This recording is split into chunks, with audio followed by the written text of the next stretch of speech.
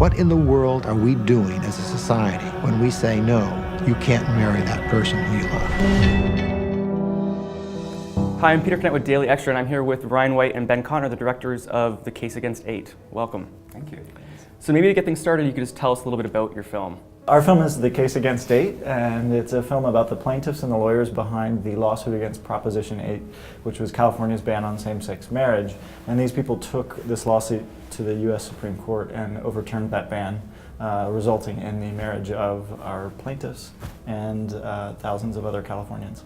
You guys got to witness firsthand some incredibly historic moments for LGBT rights in America. Over the course of those 5 years, what was something that really stands out as sort of a really remarkable moment that you guys got to be there to see? So for us, I think being in the courtroom when the plaintiffs were testifying and hearing their personal stories and the discrimination that they faced, and hearing that in a federal courtroom, there was something so sort of magical and historic as people who had grown up gay, and we're both from the Midwest and South.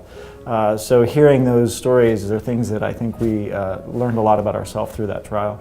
You get a letter saying you are no longer legally married. Can you imagine getting that in the mail? By accepting a domestic partnership, we also accept being second-class citizens, and that was unacceptable to us. One of the things I really appreciated about this film was sort of how it displayed people from the left and the right coming together for this cause, which, I think might surprise a lot of people, especially maybe Canadians that don't know that much about this case. So maybe you want to talk a little bit about the lawyers involved and how unique that situation was.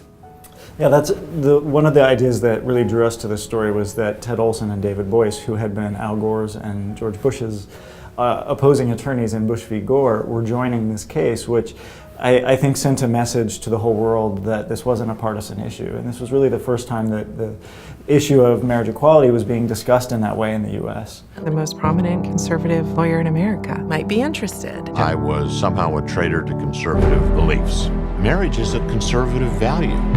We came together as a single firm. What was important was the mission. This may be the most important case I've ever handled in my life. Has there been anything surprising about the reaction to the film as you've been taking it to different countries and different parts of America? We've just sort of been thrilled with the audience responses, of young people coming up to us afterwards, or especially coming up to the plaintiffs and saying thank you to them for telling their story like that, or couples that have been together for 40, 50 years who live in states like Oregon and Ohio where gay marriage is illegal and are hoping to have that one day. Yeah. So I think just the personal interactions that we've gotten to have as filmmakers and gay people with people in the audience has been probably the most special part. And just the fact that this film, is very inspiring, and it's sort of going along the film festival circuit and into theaters and on television screens, just as gay rights in America is snowballing right now in a pretty insane way. So it's just great to have this sort of artifact of what happened. What's exciting to us is, while this is a very specific issue and a specific case to California, it's really a universal idea.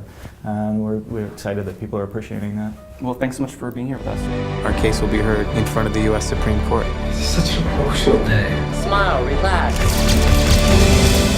If we can be successful in this case, we can help millions of people.